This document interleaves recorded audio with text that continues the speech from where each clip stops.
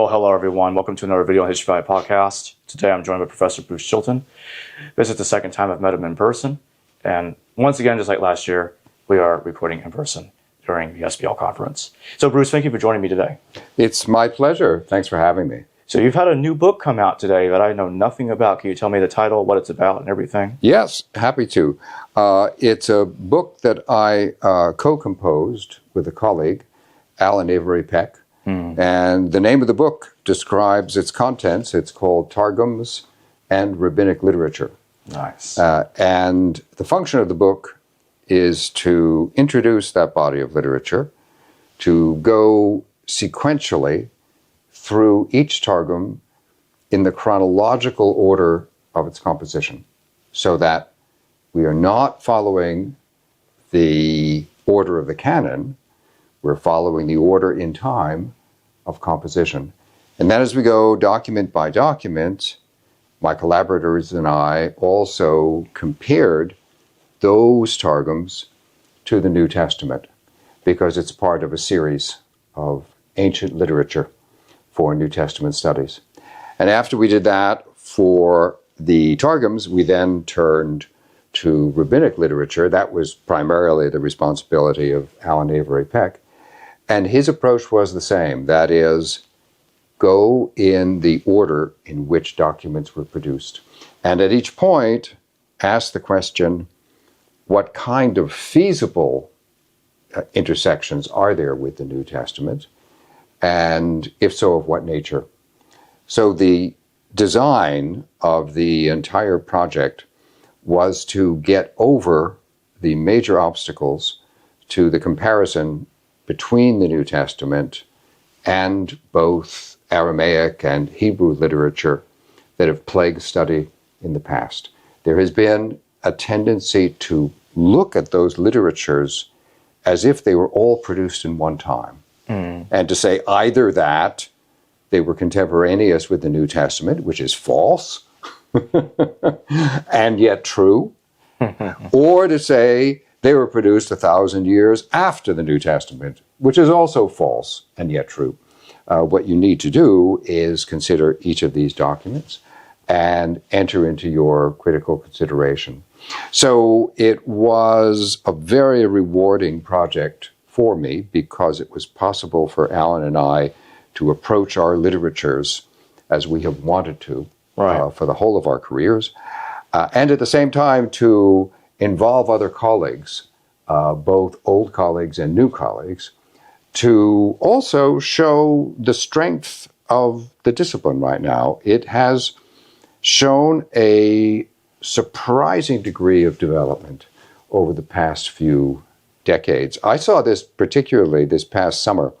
I went to a meeting in Amsterdam of the International Organization for Targumic Studies. And, you know, I was a part of founding that organization in 1996. And at that point, we had 15 or 20 people. Today, we're dealing with a membership that is well over 100 of people who are engaged in Targumic study, who have the linguistic skills necessary, and who come from all over the world. Just before I came here to this conference, I had an invitation for a conference I'll participate in Poland in May. So to see that kind of engagement during this period, which has seen a kind of stutter, as it were, in the whole issue of historical engagement with contextual sources. In that context, it's wonderful to see this growth. You mentioned that it is both true and yet not, that it is early and also later.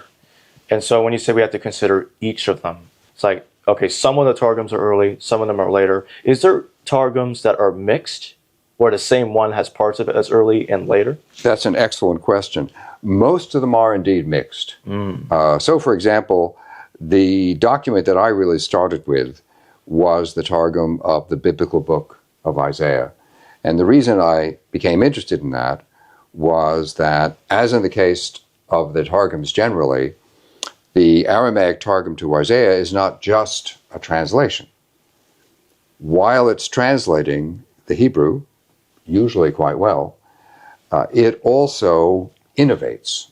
It introduces ideas, phrases, sometimes stories that are not in the Hebrew text. So it becomes interesting to consider the issue of when these changes were introduced.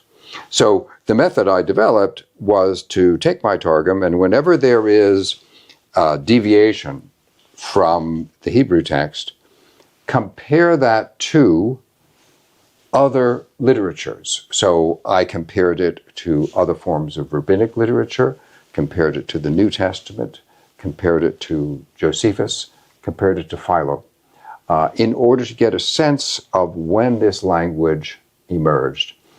And when I did that, what I discovered was that the Targum emerged in phases.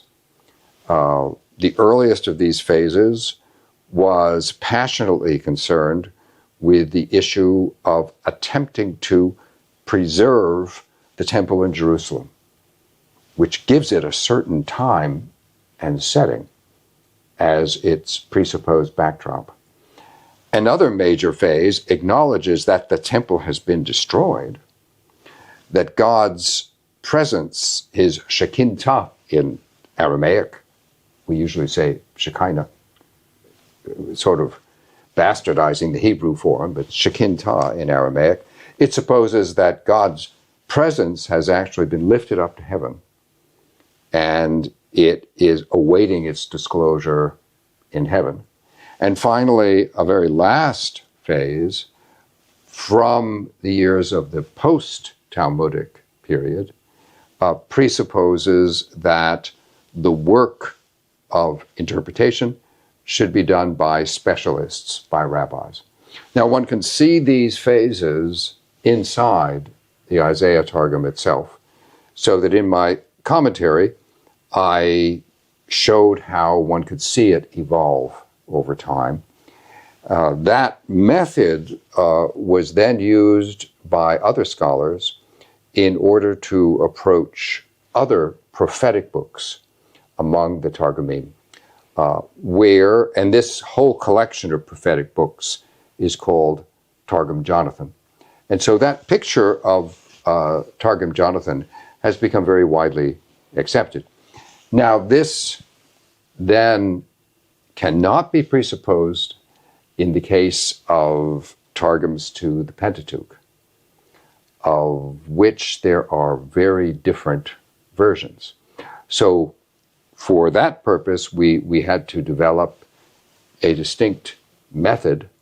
That distinct method has shown us that, on the whole, the Targums to the Pentateuch are actually somewhat later than Targums to the prophets. So for that reason, in the book, we deal with prophets first and then with the Pentateuch.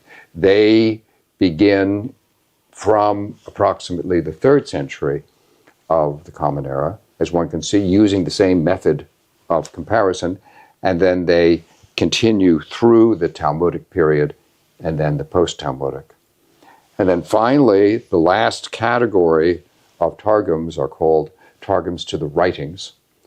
If you follow the usual way, the Hebrew Bible, study in Judaism, make a distinction between prophets, the Torah, that is the Pentateuch, and the rest, the Ketuvim, the writings. The writings, some of them are very late synthetic works, that is, produced by people who were using Aramaic during the Middle Ages as a learned language in order to engage in interpretation. So they are a fascinating group of documents. They have very little indeed to say about early Christianity. But they have things to say about medieval Christianity. So although the book that we produced was for the purpose of New Testament study, and it does focus on that, at the same time, we wanted to call attention to the fact that if intersections don't happen to be with the New Testament period, that doesn't make them any the less interesting. After all, we have patristic literature to deal with, as well as the early medieval period. I want to ask you about Targum Pseudo-Jonathan, because that's actually one of the first Targums I looked at. First Targums that I've took an interest in, along with the Targum of Genesis. So I want to ask you about Targum Pseudo-Jonathan, because it has a passage in there that's fascinating to me. It makes a very startling claim that Aaron is the father of Elijah. And it identifies Elijah as being the same as Phineas ben Aaron. Can you tell us about that? Yes, happy to do so. Targum Pseudo-Jonathan is so called because during the Middle Ages there was an abbreviation. It was referred to as Targum and then the Hebrew letter Yot, which probably stood for Jerusalem. But it was taken as Jonathan, and so people began to refer to it as Targum Jonathan. But the one thing we know about it is that it's not the same as the earlier prophetic Targums I just talked about, and for that reason we routinely refer to it as being Pseudo-Jonathan. It's also a relatively late Targum, that is, it's Byzantine period and somewhat later. It presupposes not only the destruction of the temple, as I was describing in the case of Targum Jonathan properly, it also presupposes the rise of Islam, and it makes historical reference to that. That, in turn, is its formative period, that is, when it began to be composed. So Targum Pseudo-Jonathan also includes much later material. However, and this is a feature of Pseudo-Jonathan and also of another Targum called Neophiti, which is really very interesting. The fact that these Targums are relatively later does not make them less interested in priestly traditions. In fact, it's the opposite.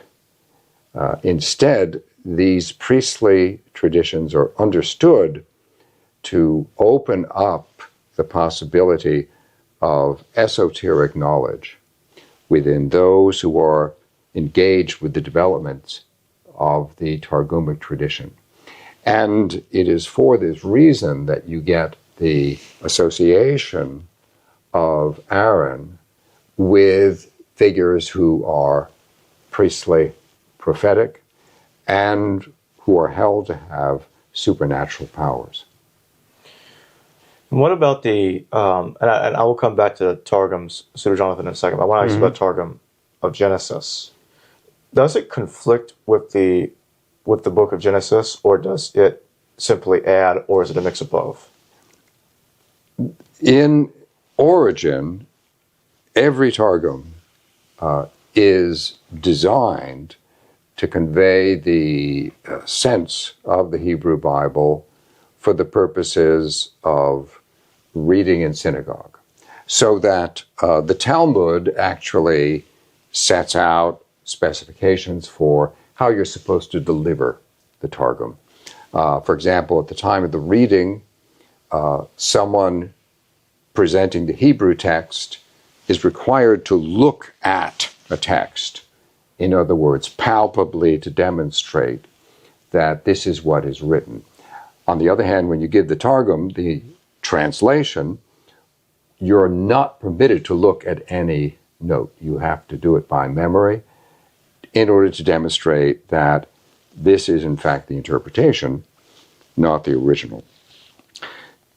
And many, many Targums are straightforward in their translations for much of the time, and then, as I mentioned earlier, interestingly deviate.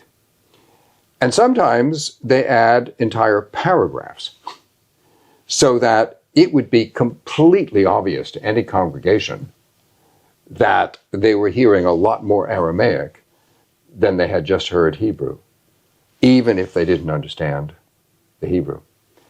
And at times, the Targum does not, in fact, convey the Hebrew, but instead it innovates, and it delivers what it holds to be more correctly the case. And this also applies to Targum Pseudo-Jonathan, to each of the books of the Pentateuch. We can see examples of that. And there are times when there is also discussion within Talmud of why this happens. There's a very famous case because according to the book of Exodus, when Moses went up the mountain with Aaron, Nadab, and Abihu, they saw the God of Israel. That's what it says in Exodus chapter 24. So there's a Talmudic discussion now. How can we render this passage since, and there's the famous statement, he who translates literally is a liar. He who adds something is a blasphemer.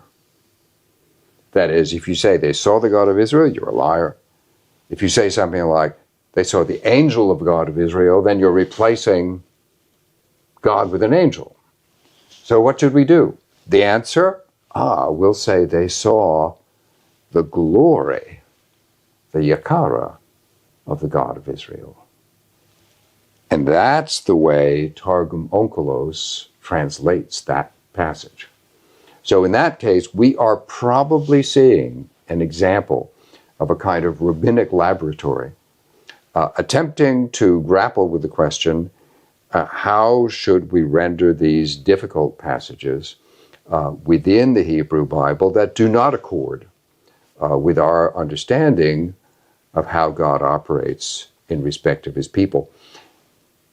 At other times, the changes, however, appear to be much, much more experimental, and the work not of sober reflection concerning how to translate in a synagogue, but rather the result of people who at the later stages were using Aramaic as a learned language in order to involve themselves in speculative theology. Who is Onkelos? Onkelos is probably the same person as Aquila.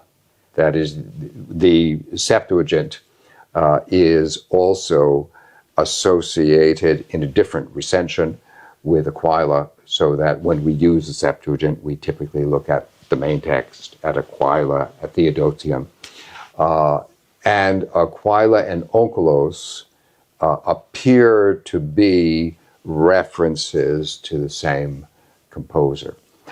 It is the form of the Targum to the Pentateuch, which is in fact still used today in Orthodox worship in Judaism. Recitation from Onkelos is a regular part of it because it's held to accord very well with the rabbinic teaching of how translation should occur in synagogue. And it is also, as a translation, very correspondent formally with the Hebrew. It is really, on the whole, an excellent translation, but it also has its innovations, as I've described. And is Aquila the 2nd century CE Aquila of Sinope? Yes, that's right. That, understood on the Septuagint side to be from the diaspora, as is appropriate for someone producing the Septuagint, that makes a close identification with our Onkelos for the Targum less plausible. I mean, the fact that it's referred to as being Onkelos is simply a matter of its traditional ascription. That's the way it emerged. It is primarily the work of the 3rd and the 4th centuries, first of all operating out of rabbinic centers in Galilee and then in Babylonia. So it is a rabbinic work. The phases of rabbinic composition for the Talmud and for the Targum are usually specified as being Tannaitic, which basically takes you to the end of the 2nd century, a little into the 3rd. Then Amoraic from the 3rd century until the 6th century, and then Gaonic from the period after that. What are the primary reasons for believing that Aquila, Sinope, and Onkelos are the same individual? Right. Well, I would say that their association as being the same individual is in fact quite thin. That is, when the Targum Onkelos is called Onkelos, and that is associated with the name Aquila, I think what that represents is that this Aramaic Targum is a reasonably straightforward, formally correspondent rendering of the Pentateuch, as is Aquila in the case of the Septuagint, and at the same time that it is an authentic translation and of the period after the destruction of the temple. I think by using the name Onkelos, the rabbis are implicitly recognizing all of those factors. I do not believe that they are making, even in their own time, a strong historical claim. And this is often the case when you're dealing with traditional literatures of all kinds, whether Jewish or Christian, or later on Muslim. Are there any Targumim traditions that go into the BCE period that are really old that can be detected within the Targums? I would say that what is detectable in the earliest phase, the Tannaitic phase of the Targumim, is a positive engagement with the temple and an understanding of how the temple cult needs to be reformed in order for Israel to avoid disaster. There is associated with this passionate concern for appropriate worship in the temple, also sporadically a deep critique of how the current high priestly authorities are behaving in relation to the temple. Now, I mentioned earlier, later Targums want to elevate the position of the priesthood and to associate them with the greatest figures of prophecy. That wasn't true while the temple stood. While the temple stood, one of the works of the interpreters was instead, while upholding the temple, also to criticize those who were involved with the high priesthood. Now, this does, in my opinion, result in the possibility of identifying an interpretative pattern from the period prior to the destruction of the temple in 70. Whether this extends all the way into the period before the Common Era, I am not at all sure. I don't know how we could say that was the case. We do know that in the case of Qumran, there is in fact a very clearly similar attitude towards the temple and towards the priesthood. We know that that is from the period, in its earliest phase, from before the Common Era. But even in the case of materials from Qumran, that takes us into the 1st century of the Common Era as well. So there, I would not personally make the claim for any kind of certainty of materials as antique as before the Common Era. They likely are. I mean, there was certainly a concern for the temple there. There was certainly critique of the priesthood at that stage. But for purposes of comparison with the New Testament, to speak of the period prior to 70 is suitable for our purposes. Why do you think the Targum Pseudo-Jonathan made the claim that Elijah was Aaron's son, Phinehas? Like, what do you think is going on? Is that like moving Elijah back in time, or is it like moving Phinehas and Aaron potentially forward in time? The esoteric tradition concerning the priesthood holds that a truly priestly figure is not constrained by time. So that our Melchizedek is an example of this, cited in the Epistle to the Hebrews, but also present at Qumran, and who appears also in Targumic tradition. That's an example of the view that holds within the esoteric tradition that a person who is elevated to the position of the priesthood has a gift of prophecy and can transcend time. Now, I remark that this elevation of the understanding of the priesthood becomes more emphatic as the Targumic tradition develops, but there are traces of it even earlier. As I mentioned, reference to Melchizedek at Qumran, the statement that Caiaphas, of all people, was able to prophesy because he was the high priest of that year, made in the Gospel according to John, is an example of how it is that although the elevation of the high priesthood grew over time, there were elements of that interpretation at an earlier stage. So where can people find your book? Is it published on Amazon? I'm sure Amazon would be more than happy to fulfill anyone's order. Yes, it's actually published by Zondervan Press. They just announced it at this meeting, although it was actually published back in September, and People reports are acquiring it, so that's a good thing. Our aim is to provide resources so that anyone can interpret the New Testament using the Targums and rabbinic literature without being victim to the problems that have emerged in the past of either treating all the literature as too early or all the literature as too late. We have the critical resources there to enable the person who is concerned to straighten out this relationship. I'll have the affiliate link in the description below to purchase Bruce Chilton's new book. Thank you very much for joining me today. Absolutely. My pleasure. Hello viewers, thanks for watching this video from the History Valley YouTube channel. Please don't forget to subscribe and hit the notification bell. And if any of you wish to further support this channel, please consider checking out this channel's Patreon page and becoming a patron, and or donate through PayPal or through Super Chat during your live stream. Thank you.